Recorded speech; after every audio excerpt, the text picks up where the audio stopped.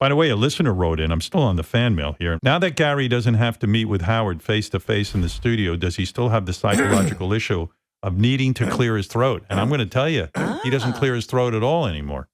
Really? That's not true. Oh, really? You don't hear it.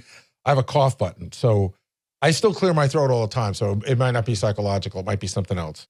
Well, that sucks for the air that they gave Gary the kill switch, because I like hearing Gary clear his throat. I mean, I hate it and I love it. It's funny. The thing that used to drive me crazy is that I'd be talking to Gary and I'm eating my breakfast because I got to get ready for the show, and I come running in and I'm trying to wolf down breakfast. And then Gary would go, hey, Howard, and all of a sudden he'd go, in the beginning, it was so loud. I was just like, I'm going to throw up. I'm going to just vomit. It's so I mean, I hear things rattling around in his throat. Yeah. It's not even like you a wonder little. what's rattling around. But I ask again, what should I do? Finally, I said to Gary, do you mind leaving the room when you clear your throat? Because I'm going to throw up. you got something going on, man, where you're constantly, and it was like, and then he'd start talking to me, and every once in a while I'd hear him go like that. Yeah. Yeah. It's like this. Like Will would be telling me a rundown to this, that, the other thing, and all of a sudden, hey, so we had this idea, and you'd hear. And I go, does this guy always make it about himself? Like, can he not take the focus off of himself for a 5 Well, he's seconds? not talking now. Why does he have to clear his throat? Yeah, like just sit there with that shit in your throat and don't make any noise. I love how you think that that's making it about me. Of course it is. You're like so dying to talk that you have to make some kind of noise. You have a tremendous verbal drive. And when you're standing there, you're like...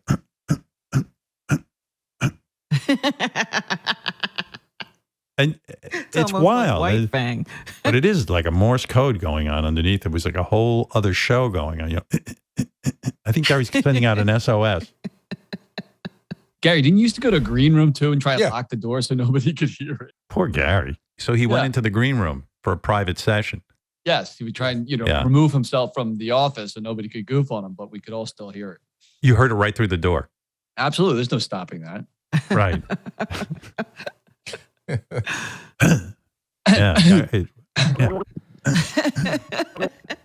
JD. So right before he would go, we would all go in the morning meeting, and everyone would walk into the meeting, and Gary would sometimes trail behind in the door. Yeah. I'm sorry, Gary. No, it's all true.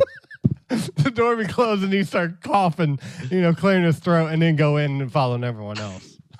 And you know what it is? Gary becomes your obsession. There's a whole thing going on, so you can't concentrate on anything but Gary, because Gary thinks you're not paying attention, but you are. Because it's fascinating, and that's what happens to me. I'm fascinated by Gary and all the movements, and when he starts, So, JD, your experience was walking into the meeting. Gary would fall behind like a guy on a hike, who gets lost. Yeah. And he would drop back thinking that his throat clearing wouldn't be heard, which is absurd. He would wait for the door to close. Like everyone else would walk in, the door would close. He'd stay back for a second, clear his throat, and then go into the studio with everyone else. And you observed that ritual. You like Yes, I saw that multiple times. It's all truthful. There's not a lie being told yet. Right. I felt bad for him every time because I knew what was going on. So that was the final clearing after he had done all the other clearing. Yeah, like he'd do a whole clearing all morning, but then just as the door was shutting, Gary would hang back and do one final.